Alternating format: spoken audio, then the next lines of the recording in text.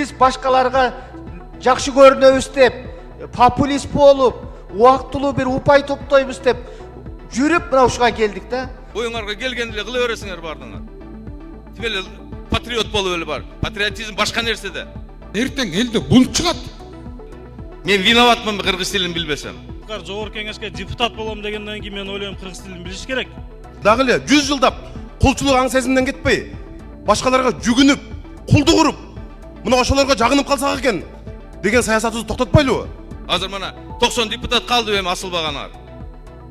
Ушуларга да эми көрө албай атасыңарбы? Кайсы бир тилге болгон чектөө жок. Мына мен институттарда 80% бүгүн орус тилде барды окуп атат. Не жалган ушунун барды? Не ошол жерден баштабайсыңар барды? Кыргыз эл бизде башкасы эл эмеспи? Эми качанга чейин жүрө беребиз? 35 жыл убакытты жоготтук го. Эми ушул кыргыз тилди колдоп коелу деген мыйзамга кантип каршы чыгабыз биз? Анан бул мыйзамды жазгандын баарын жазалаш керек. Мындайда мен дароо эле айтып коеюн, бул мамлекеттик тилге биз астедил көңүл бурушубуз керек. Анан башка улуттар көп улуттуубуз, анан буну карашыбыз керек деп жүрүп, биздин мамлекеттик тилдин акыбалын бүгүн көрүп атасыңар. Өтө кейиштүү. Biz каттуу талап кылышыбыз керек бардыгынан. Качан мамлекеттик тилди өнүгөт? Биз башкаларга жакшы көрүнөбүз деп, популист болуп, убактылуу bir упай топтойбуз деп жүрүп мына ушуга келдик да. Ошончо кыргыз мамлекетинде жашап атабы? Кыргыз мамлекетинде иштеп атабы? Мамлекеттик тилди билсин, сүйлөсүн. Туурабы? Анан кийин эч кандай кошоматтын кереги жок бул жердечи, жакшы көрүнүштүн. Андыктан Мелис мырза, биз бул мыйзамды толугу менен колдошубуз керек. Керек болсо күчөтүшүбүз керек, талаптар болуш керек. Эмне үчүн башка элдер өзүнүн тилин коргоп атат, керек болсо бала бакчага чейин билсин деп атат. А эмне үчүн биз башкаларга жакшы көрүнүп отурушубуз керек бул жерде? Урматтуу депутаттар, эгерде биз чындап тилге күйбөсөк, тилди жоготсок, улут жоголот. Улут жоголсо, мамлекет жоголот. Андыктан урматтуу депутаттар, мен ойлойм муну көп сөзгө айландырбай колдоп беришибиз керек. Туурабы? Эми сүйлөгөндө эмне биз концепцияны колдоп берейли да. Депутаттарга талап мамлекеттик тилди билбесе катталбайт деп. Эмне үчүн депутат билбеш керек экен? Билсин. Бул чоң мамлекеттик кызмат, туурабы? Сүйлөсүн мамлекеттик тилде. Эмне үчүн аларга биз артыкчылык беришибиз керек? Билсин мамлекеттик тилди. Жогорку кеңешибиз баарыбыз 90 депутаттан турат. Сүйлөгөнгө ар бир депутаттын укугу бар. Ар бир өзүнүн пикирин айтат. Мисалы үчүн сиз айткан талапка бирөө да каршы эмес мамлекеттик тилге. Бирок аны кантип жетиш үчүн, мыйзамды бузбай жетиш үчүн аны айтышыбыз керек да. Жөнөкөй мисал, кантип Жолдош Мусуралиев жанакы инспекция по контролю болот. Штраф сала турган кантип болот ал? Эгерде бизде расмий түрдө болсо, мүмкүнчүлүк болсо мыйзамда аны жокко чыгарып кандай болот? Ошол нерсеге суроого жооп алыш керек да, кандай болот? Сен каршы болсоң, сен суроо берсең, сен душмансың деген бул көз караш туура эмес. Башыбыздан өткөн бул нерсе. Келгиле тилге 10 эсе акчаны коржотойлу. Мектептерге киргизели. Бирок ойлоп көрсөңөр, мына мектепте ар бир класста кыргыз тилден экзамен тапшырыш керек. Өтө турган мыйзам. Өткүр мыйзамдар. Тапшыра албаса эмне болот? Көчөгө кет деп айтабы? Же экинчи жылга калабы? Бизде каалайбызбы, каалабайбызбы? Сиз айтсаңыз деле, ар кандай улуттар бар. Ошондуктан мамлекеттик тилге көңүлдү бурушубуз керек, иштетишибиз керек. Бирок аны үчүн мугалимдерди даярдаш керек. Окутуш керек аларды. Алар даяр эмес болсо, 100 эмес, канча бир 20-30 орус тилинде мектептер бар. Аларды эмне жабылабы? Ошондуктан мен чакырат элем, бир аз шашпай туруп, өкмөт деле күчкө салбагыла. Туура эмес бул. Баралы ушуга, жетели буга.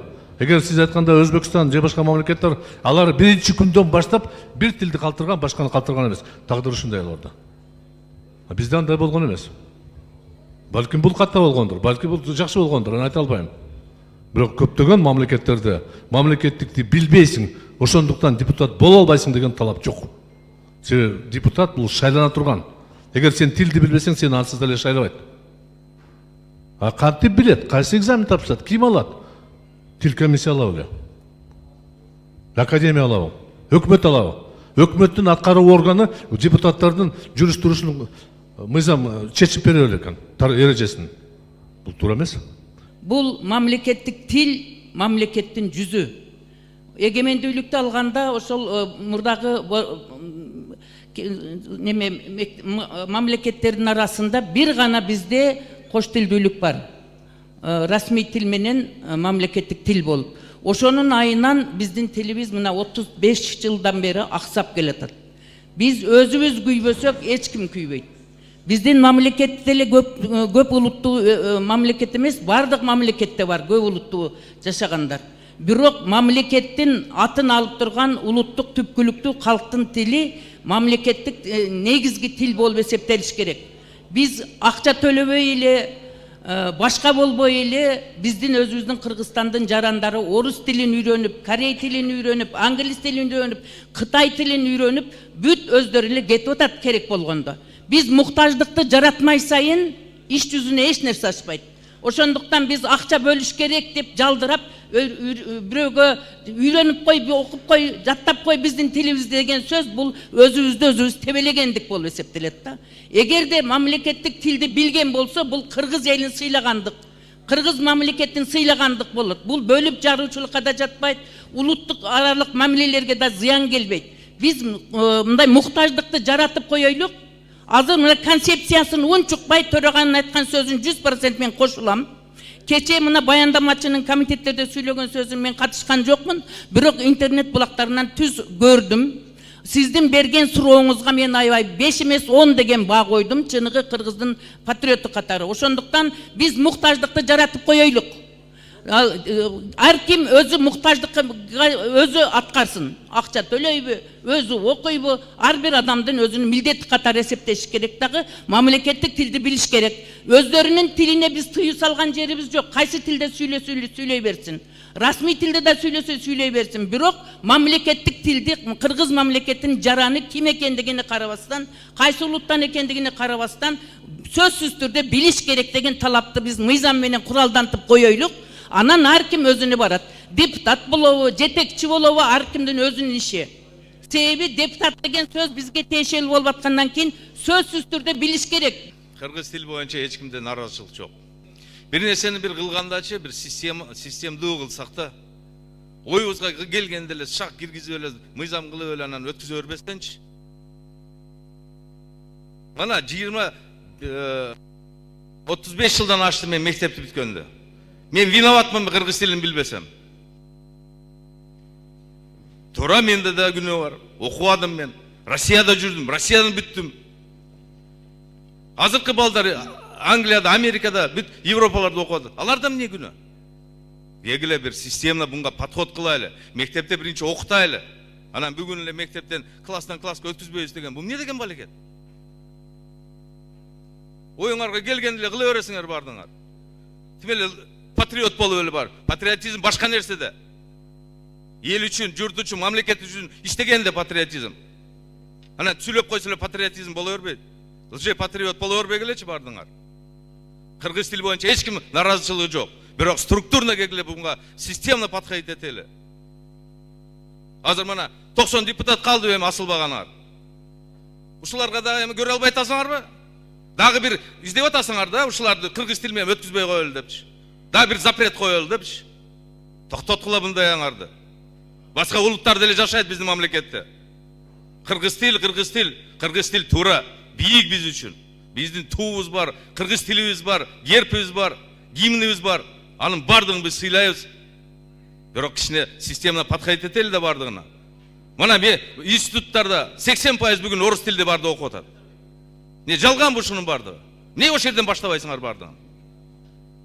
Медиуста бүгүнкү күндө зоргодон зорго өтүп атат кыргыз тилге. Биринчи окутайлы бардын кыргыз тилгечи, анан кыргыз тилди талап кылайлы. Бишкекте балдарыңар, өзүңөрдүн балдарыңар бардыгы орусча сүйлөйт. Şimdi ягында карайлы да. Анан кыйын болуп эле кыргыз тилди, кыргызча окугандар бардыңар ушу маселени көтөрүп атасыңар. Мен деле кыргызча билем, сүйлөйм, мен коркпойм эчтекеденчи, бирок башка улуттарды сыйлап коелу. Дело в том, что принимая любой закон, мы должны смотреть, соответствует ли он в первую очередь главному закону страны, это Конституция. Я не буду скрывать, я проанализировала все 18 пакетов сегодня мы рассматриваем, и мы рассматриваем без обсуждения. 18 законопроектов. И вы хотите с закрытыми глазами слепо просто пропустить? А понимаете, некоторые законопроекты, они явно противоречат Конституции. Это мы для чего создаем? Мы создаем какую-то нездоровую конфликтную ситуацию. Вопрос о развитии госязыка, он должен быть в приоритете. Но его нужно развивать, и его нужно правильно преподавать. А что у нас? Одними запретами мы не решим проблему. Одними административными мерами, которые на сегодняшний день предлагают, уважаемые коллеги, вводится новая статья. За нарушение закона о госязыке штраф. Физические лица 5 тысяч, юридические лица 17 тысяч. И будет наказывать госкомиссия. Это кого мы еще породили? Какой орган? Идеологический орган, который должен отвечать за языковую политику в целом в стране, мы превращаем в карательный орган. Это правильно? И вы считаете это правильно? При этом нотариальные действия должны проводиться исключительно на государственном языке, а потом переводиться. Это что, мы лоббируем интересы каких-то переводческих компаний, которые нужно будет бежать и сразу переводить? А, извините, а право, в конце концов, граждан, которые хотят заключить сделку именно на государственном или официальном языке? Кто вообще имеет право запрещать и определять, если в Конституции прописаны два языка? В госслужбе все госслужащие, да, я согласна, те варианты, которые нам предлагаются, здесь вообще не оспаривается.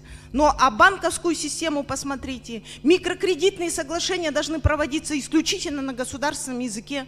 Потом, если надо будет, вы захотите, переводите. Слушайте, у нас в законе сейчас действующем четко написана альтернатива. Или на государственном, или на официальном языке. Это право выбора клиента. А инвестиционный климат? Мы все говорим о том, что нам нужны инвестиции. А если у нас там прописано о том, что все соглашения должны прописываться именно на государственном языке и потом в последующем переводиться? Знаете, вот еще раз хотела бы обратить внимание.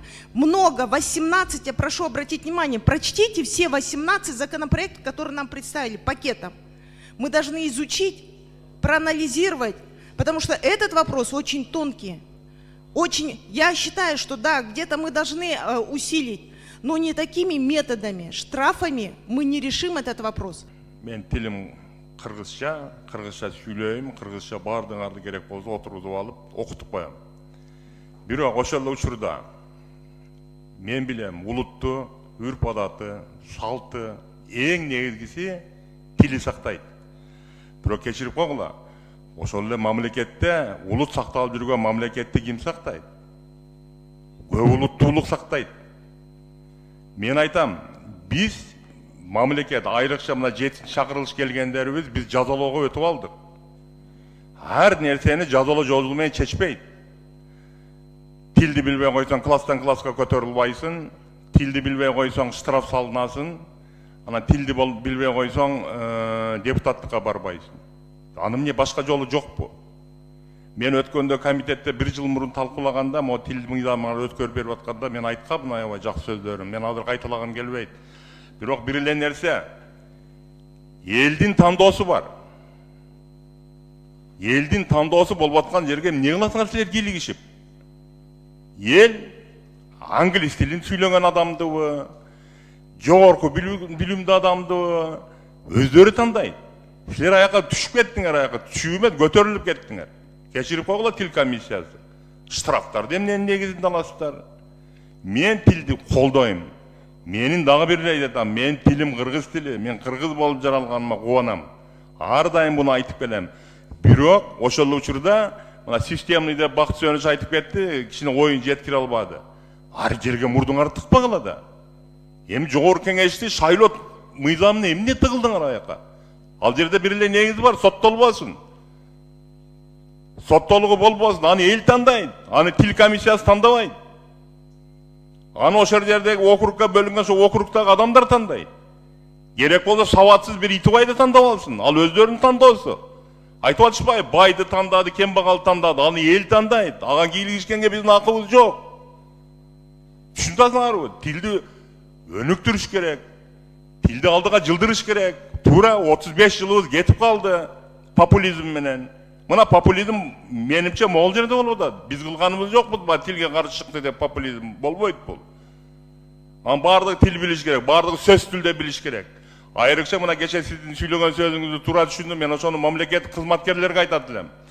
Бала мамлекет кызматка иштейинде ошол мектептен баштап окусун, садиктен баштап окусун. Ата энелери ошонун аркадан чуркасын тилди билсин деп.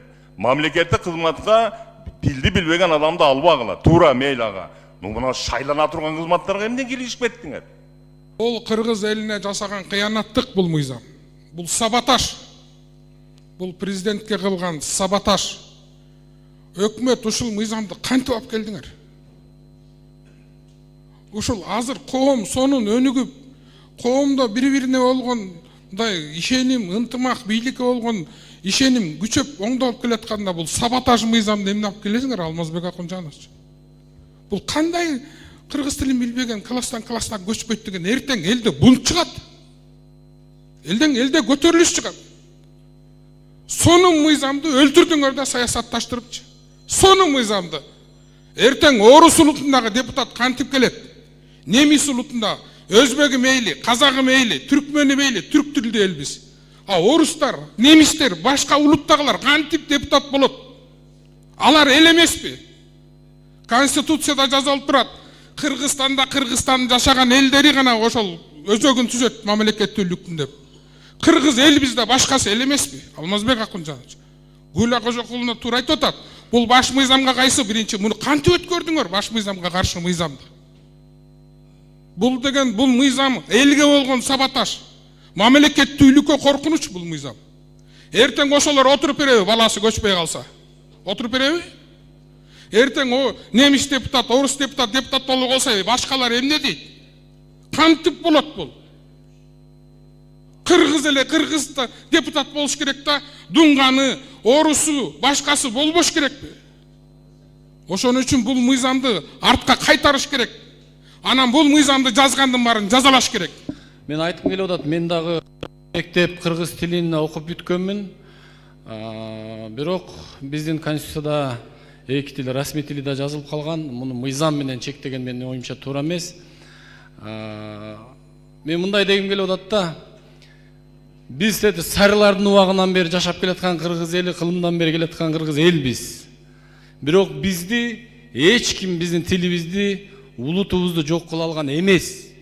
Бүгүн мында эгемен Кыргызстанда өзүбүз кыргыз мамлекети болуп туруп, бүгүн ушу кыргыз тили менен мындай закон алып чыгып, ушуну мындай бир проблема кылып атканыбыз бул уят, менин оюмча.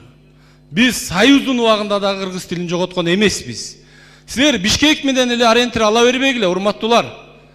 Региондорго чыккыла. Айылдарда бүт жерде кыргызча эле сүйлөп атат. Жапжакшынакай эле кыргызча эле окуп атат, кыргызча сүйлөп атат. Бишкек менен баарыңар мыйзамдын баарын, бардык нерсенин баарын ушу Бишкек менен ориентир алат экенбиз дагы, отуруп алып ошолорго ылайыктап эле Бишкек менен ориентир алып эле мыйзамдар жаза беребизби? Чыгып көргүлө региондордо. Жапжакшынакай кыргызча эле сүйлөп келатат, сүйлөй беребиз. Эч ким жок кыла албайт муну. Биз Кыргызстан барбыз, кыргыз эли, кыргыздын акыркы каны төңүлгөндө анан тили жок болот. Ага чейин тили түгөнбөйт, жоголбойт. 13 мыйзамды шатыратып эле кабыл алдык да, анан кыргыз тилине келгенде эле ушундай маселе жаратып атабыз да. Бул биринчи концепциясы, колдоп берели деп. Эми кыргыз тили кыргыз мамлекетинде жашап аткандан кийин, андан сырткары жогорку кеңешке депутат болом дегенден кийин мен ойлойм кыргыз тилин билиш керек. Ошол эле мына Орусияда көчө шыпыргыч болгон адам үчүн орус тилин билүүнү, экзамен тапшырууну талап кылып атат. Эми качанга чейин жүрө беребиз? 35 жыл убакытты жоготтук го. Биз даяр эмеспи, система менен барайлы деп. Анда ушинтип жүрө беребизби? Ушу мыйзамды колдойлу дагы, керек болсо ошо расмий тилди дагы биз кыргыз тилинде барабар өткөрүшүбүз керек, урматтуу депутаттар. Ушуга чейин коркуп, башка мамлекеттер эмне дейт, башка элдер эмне дейт деп ушуга чейин келдик. Ошол себептен бул мыйзамды кабыл алып, биз кыргыз мамлекетинде жашагандан кийин кыргыз тилин бардыгыбыз билишибиз керек. Андан сырткары мамлекеттик чиновник болобу, депутат болобу, сөзсүз түрдө кыргыз тилин билиш керек. Биз азыр 35 жыл болду көз карандысыз алгандыгыбызга. Мына ошо КМШ мамлекеттерин бардык чыккан мамлекеттер өздөрүнүн тилин мамлекеттик тил, расмий тил кылып катары кабыл алышты. Ошол себептен мен бардыгыңыздарды ушу мыйзамды колдоого чакырам. Чоң рахмат. Бул мыйзам долбоорунда кайсы бир тилге болгон чектөө жок. Кайсы бир тилди ал тилде колдонбойлу чектөө жок. Бул жерде кыргыз тилин, эне тилин, мамлекеттик тилди колдойлу деген мыйзам долбоор. Көчөдө, базарда, коомдук турмушта кайсы бир тилде сүйлөбөгүлө деген чектөө жок да бул мыйзам. Мезгиз Казакбаевич, туурабы? Бирок ошол эле убакта өзүбүздүн тилибизди колдойлу деген сөз болуп атат. Бул жерде кээ бир кесиптештер кадимкидей чагымчылдык сөздөр айтылып кетти бул жерден. Биринчи кезекте штраф, Элмирзакович, штраф. Ал жерде жанагы көрнөк жарнактар боюнча, ал жерде депутаттыкка талапкерлер тилди билбесе андай айып бул салуу деген жок ал нормада. Бул көрнөк жарнактар боюнча мыйзамда турат ал. Айып бул төлөө деген. Экинчиден эми урматтуу депутаттар, бүт дүйнө чакан мамлекеттердин барлыгы өзүнүн эгемендүүлүгү үчүн, улуттук иденттүүлүк, бүт өзүнүн эгемендүүлүгү үчүн күрөшүп атат, тили үчүн. Ушундай учурда биз дагы эле 100 жылдап кулчулук аң сезимден кетпей, башкаларга жүгүнүп, кулдук уруп, мына ошолорго жагынып калсак экен деген саясатыбызды токтотпойлубу? Туура 100 жыл мурун ошо өзүбүздүн тилибиз болсун, эгемендүү өлкөбүз болсун деп Касым Тыныстанов, Жусуп Абдрахмановдор атылып кеткен бардыгы. Мына тарыхта калды ошол адамдар. Накта саясий элита ошолор. Кыргыз тили үчүн Касым Тыныстановдай күрөшкөн киши барбы? Эми ушул кыргыз тилди колдоп коелу деген мыйзамга кантип каршы чыгабыз биз? Биз биринчи кезекте өзүбүздүн Кыргызстандын элине жагынышыбыз керек. Кайсы бир өлкөгө эмес. Эне тилин билбеген элин сүйүп жарытпайт деп таамай айтып койгон илгери ата бабаларыбыз. Кантип өзүбүздүн тил мыйзамына эгерде иштебесе өзгөртөбүз. Эми колдоп беришибиз керек менин оюмча. Анан эми ушул жерде кантип ушу өзүбүздүн мына Борис Силаев деген дал ушул жерде отурган билесиңер. Кыргызча түз чоруй турган адамдар бар. Өзүбүздүн кесиптешибиз отурат, Карим Ханжаза деген. Кыргызча суудай сүйлөйт мына. Ошолорду үлгү кылышыбыз керек биз. Анан кантип эми ушул ал жерде кыргыз тилинде сен Чыңгыз Айтматов менен тиги Төлөгөн Касымбековдей чыгарма жаз депутат болуш үчүн деген сөз эмес ал. Сен кыргызча бил, сен шайлоочуларың менен байланыш болуш керек деп атат ал. Анан эми ошондой учурда колдош керек да. Башка өлкөлөрдө ой депутат болмок турсун, бала бакчага албай атат, көрдүңөр. Канча баланы азыр албай атат бизде. Тилди билбеген үчүн канча баланы бала бакчага албай атат, мектепке албай атат. Биз жогорку кеңешке алалы десе өлүп талып анча-мынча бир жагынуу саясатын жүргүзүп атабыз. Биринчи өзүбүздүн элге жагышыбыз керек, башка өлкөлөргө эмес. Рахмат. Рахмат. Урматтуу депутаттар, азыр мына бул комментарий эмес, мында толуктоо үчүн Жанар Кубанович абдан туура айтты. Бала бакчага, мектепке албай жатат. Караңыз, окуңуз. Каерде ошол жерде экен деп сурабай, мен жок. Бакыт Сөнч, окуңуз, кайсы мамлекет экенин азыр көрөсүз. Урматтуу депутаттар, бала бакча, мектепке албай жатканда жогорку кеңештин депутатына талап бул туура эле. Эч ким каршы эмес. Каалаган тилинде сүйлөсүн. Мейли англисче, мейли орусча, мейли немисче. Бирок кыргыз тилди билиш керек да.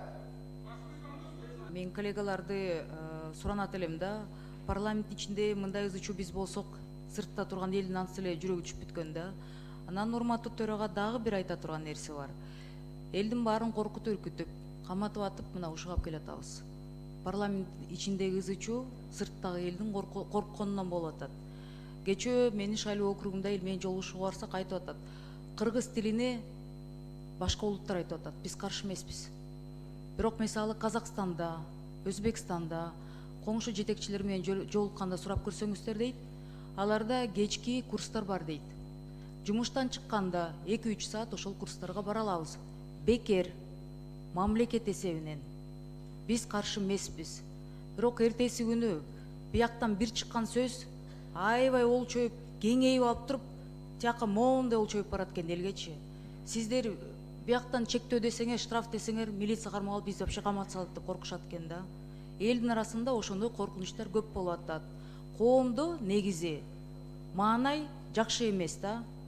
Ошондуктан штрафтарды токтотуш керек. Мелис Казакбаевич, сиз акылдуу кишисиз. Сиз патриотсуз. Мен сизди канча жылдан бери тааныйм. Жүрөгүм кыргыз деп соккон бир да адам бул мыйзамга каршы болбойт. Бирок коркутуу үркүтүүлөрдүн натыйжасында сыртта отурган адамдарыбыз коркуп атат. Эртеси күнү эптеп тил билген, бирок профессионал эместер өтүп калбайбы? Биз талаада калып калбайбызбы? Анда биз эмне кылабыз деп суроо берип атышат. Мисалы мага дагы биз каршы эмеспиз. Ушунча жылдан бери эркин эки тилде сүйлөп келе жатасыңар деп туура айтып атасыздар дейт. Эч ким каршы эмес. Бирок корккон убакыттарда, баарын коркутуп аткан убакыттарда ушундайга ача пикирлер болот. Анан мен суранат элем да, парламенттин ичинде бири-бирибизди кемсинтпейли да. Жаманбы, жакшыбы? Мыйзамдар өтүп атканда чуркайбыз бири-бирибизге, колдоп бериңиз деп. Анан сен мындайсың, сен тигиндейсиң. Кимибиз эң чоң популист экени аны сырттан элибиз билет. Суранам, өлбөйлү. Бул мыйзамга каршы болбойт эч ким. Бир эле Мелис мырза, шарт түзүп берели. Каражат керекпи? Мен ойлойм, биякта бюджет комитетинин жетекчиси төрагабыз баш болуп, кошумча каражат бөлүп берели. Бирок бири-бирибизди орой мамиле кылып, кемсинтип, коркутуп, парламент ичинен уже бүттүк. Сырттагы эл калчылап антса эле сүйлөгөндөн да коркуп калды. Жартысы камалып, жартысы деген кыргыз тилин кабыл алсаң, мен жумуштан да куйсуңар, мен ачкадан эч төлөнбү дегенге чейин барып атышат. Биз туура түшүнүшүбүз керек. Бул эч кандай комментарий эмес. Парламентте ушундай талкуу болуш керек. Уруш жаңжал болуш керек. Позициялардын жаңжалы болуш керек. Көз караштын жаңжалы болуш керек. Анан парламент ошонуз менен парламент. Эгерде бул жерде айтылбаса, ошондой ачуу чындык сүйлөнбөсө, анда эмне бул парламенттин эмне кереги бар анда? Мына тагдыр деген улуттун тагдыры, мамлекеттин тагдырына келгенде ушундай көз караштар айтылыш керек. Силер туура түшүнгүлө, эч кимди чектеген жокпуз. Болгону бул жерде абдан жакшы сунуштар айтылып атат. Концепциясын кабыл алып, жанагы аша чапкан жерлерди алып коелу. Ошонун баарын биринчи окууда бергиле. Сунуш катары, мына азыр кагаз жүзүндө бергиле, жазуу жүзүндө. Экинчи окууда ошолор менен келсин, аша чапкан жерлерди. Туурабы? Биз ошого кетип атабыз да. Анан концепциясын кабыл албай туруп эле мындай кыянатчылык кылбасак да, урматтуу депутаттар. Бүгүнкү күндө жогорку кеңеште мына 90 депутаттын мына сүйлөгөн сөздөрү, ошондой эле баяндамалары бардыгы кыргыз тилинде жүрүп атат. 100% кыргыз тилинде бардыгыбыз баяндамалар жасап атабыз, сүйлөп атабыз. Мен түшүнбөй атам да, ким ошол депутаттардын сүйлөгөн сөзүн түшүнбөй калып атат дейм да. Бүтүндөй кыргыз эли түшүнүп эле атат. Жакшынакай эле угуп атат. Бул мыйзамдын эмне кереги бар эле жогорку кеңештин депутаттарына тоскоолдук кылыш? Бул эл түшүнбөй атса, анда мен айтат элем, бүгүндө карапайым эл түшүнбөй атат жогорку кеңештин депутаттарын. Ошон үчүн бул тил мыйзамын кабыл алыш керек эле деген ойдо болот элем. Бүгүндү жогорку кеңештин депутаттарын шайлоого эч кандай бул мыйзамдын кереги жок деп ойлоймун. Экинчиден, мына өзүңүздөр билгендей, мына парламентте дагы көпчүлүгү союз убагынан окуп, орус тилди, орус мектептерди аяктаган. Аларга бүгүнкү күндө азыр коллегаларыбыздын да көпчүлүгү жакшы түшүнбөй атат. Мына экзамен, кыргыз тилинен экзамен тапшырган инсан катары айтамын. Бул кыргыз тилин мектепте кыргыз тилинде мектепти аяктагандар дагы тапшырышы кыйын. Ал экзаменди орус мектепти аяктагандар такыр эле тапшыра албайт. Бул менен конкретно эле бүгүнкү шайлоого бара турган кээ бир кандидаттардын жолун тосуу деп деле эсептесек болот. Элдин үнү микрофондон ушундай жаңырып туруш керек. Парламенттин табияты, парламент өз эмне? Бул сүйлөй турган жер. Бул жерге келип биз кетмен орок менен иш кылбайбыз да. Сүйлөй турган жер. Элдин үнүн ушинтип микрофон аркылуу жеткиребиз да. Бүгүнкү күндө кайсы депутат кыйналып үнүн жеткире албай атат? Эл түшүнбөй атат сүйлөгөндө. Бул нерсени бүгүнкү күндө мен ойлойм, бул мыйзамдын бүгүнкү күндө кереги жок. Кыргыз тилин баарыбыз колдойбуз. Бардыгыбыз кыргыз тилине күйөөбүз. Бирок бул жол менен эмес да. Элдин бүгүнкү күндө шайлоо укугунан мына четтетип эле келатабыз. Аларды мындай шайлоого мүмкүнчүлүгүн кысып эле келатабыз дагы. Бүгүн дагы буну дагы келип туруп кысып туруп, жок сен буну шайлай албайсың, сен тигини шайла. Себеби бул орус кыргызча билбейт деп туруп кысып атабыз. Ана айтып атам, буга эч кандай негизи жок. Мында экинчи жол чыккандар кечирип коесуздар, башкаларды да сыйлайлы. Оюңарды бир чыкканда эле айткыла да эми. 4-чү микрофон. Суроону отуруп бербейсизби? Туруп, ал жерде болбойт да, билесиз да. Сизден эң опуттуу, тажрыйбалуу депутат процедуралык сүйлөнгөндө жооп берилбейт. Ошон үчүн отуруңуз, суроо бериңиз. 1-чи микрофон. Урматтуу төрага, бизди уруп, кагып эле силкип калдыңыз да өзүңүз. Чыкпагыла. Мен көп болсо ушу бир мыйзам менен чыктым. Калган башка мыйзамдарды баардыгын эле колдоп келатабыз. Мен өзүм пикиримди айта албай калдым. Урматтуу төрага, урматтуу депутаттар, биздин баардыгыбыз ушу мыйзамга каршы болуп атат деп жаман көрсөтпөгүлө. Биз мыйзамгачы баардыгыбыз толугу мененчи макулбуз. Дагы бир жолу айтып коеюн. Мына жерде чектөөлөр болуп атат. Ошо чектөөлөргө биз каршыбыз деп атат. Мына карагыла, биздин мамлекетибиз 3 бутактан турат. Туурабы? Бийликтин 3 бутагы бар. Мына биздин жерде жазылып турат. Депутат, орусча жазылып калды. Депутатом Жогорку Кеңеши может быть избран, имеющий высшее профессиональное образование, владеющий государственным языком на уровне определенных нормативными актами Кабинета министров. Биздин мыйзам чыгаруу бийлигибизге Кабинет министров не тиешеси бар? Шунчалык болсо, кегил өзүбүз жазайлы аны. Кабинет министров ар жакка киришип, не деген нерсе бу? Мына сотторго киришип кетип атат. Мындай болбойт да. Мен дагы бир жолу айтып коем, мен мыйзамды колдойм. Бирок чектөөлөргө мен каршы берем. Ошол чектөөлөрдү алмайынча, бул мыйзам чын айтайын, мен каршы берем. Урматтуу депутаттар, ошол чектөөлөр боюнча биринчи окууда сунушуңарды бергиле кагаз жүзүндө. Экинчи окууда ошолор алынбайса, ошолор тазаланбаса, анда ошондо айткыла. Азыр концепциясын жөн эле колдоп берсек болот да. Эмнеге мынча ызы-чуу кылып атабыз, мен түшүнбөйм. Кыргыз тили боюнча мыйзамга биринчилерден каршы болуп чыккан, элге жаман көрүнгөн менмин. Мен айтып чыгышкан. Эрулан кыргыз тилине каршы чыкты деп. Ошондо айткам мен. Коллегалар да ошондо айткан мен. Ушул күнгө келесиңер деген менчи. Мына келип атасыңар. Бизде, урматтуу спикер, бизде мындай кол тийбестик барбы? Жогорку Кеңештин депутатынын кол тийбестиги иштеп атабы, силерге иштеп атабы деги айланай, мага иштебей эле. Бир жерге барсаң киргизбейт, текшерет бутуңа чейин, же мен эле өтүп атам бандан. Спикер менен чогуу өтүп калсаңар, бүт носкиңерге чейин чечип болуп атасыңар.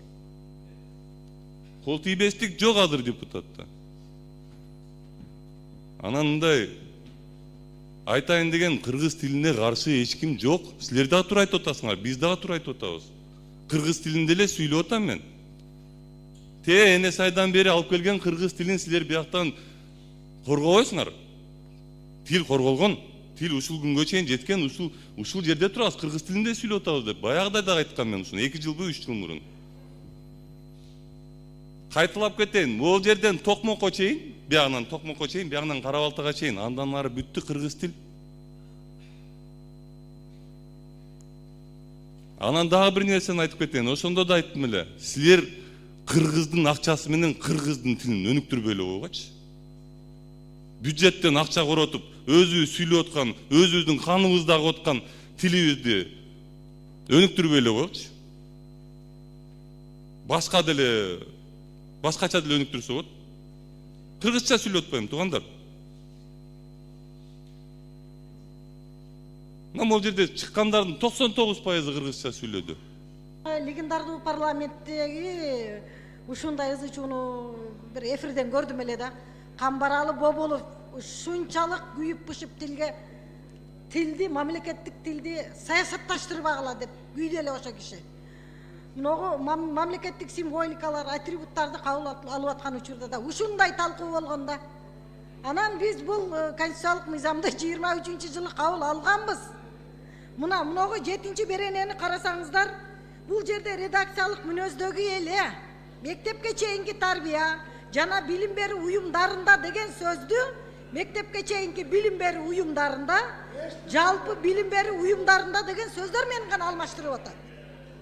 Терминдерин гана тууралап атат да. Анан Баксөнүчтүн жана бир берене боюнча айтканына мен кошуламын. Бул жерде министрлер кабинетинин ченемдик актылары аныктанган деңгээлге жараша деп атат. Ушул сөздү ушу аша чапкандык болуп атат. Ошону алып салышыбыз керек. Бул эми мен да суранат элем, убакыт өтө тар экен. Биринчи концепцияны кабыл алып бере берели дагы, экинчи окууга карата ушундай анча-мынча кеткен каталарды алып салалы. Анан саясатташтырбагылачы, урматтуу коллегалар, кесиптештер, ушу тил маселесине келгенде эле ушу ызылдап чыга калабыз да, ай. Тилибиз бар, улутубуз бар да, неге мынча? Мына Дастан Сарыгулов айтты эле, 60-жылдардан кийин таласта мына бир мисалды айтты эле. Бардык улуттар жашачу, бирок баары тилди билчү дейт. Баары улут мамлекеттик тилди билчү дейт.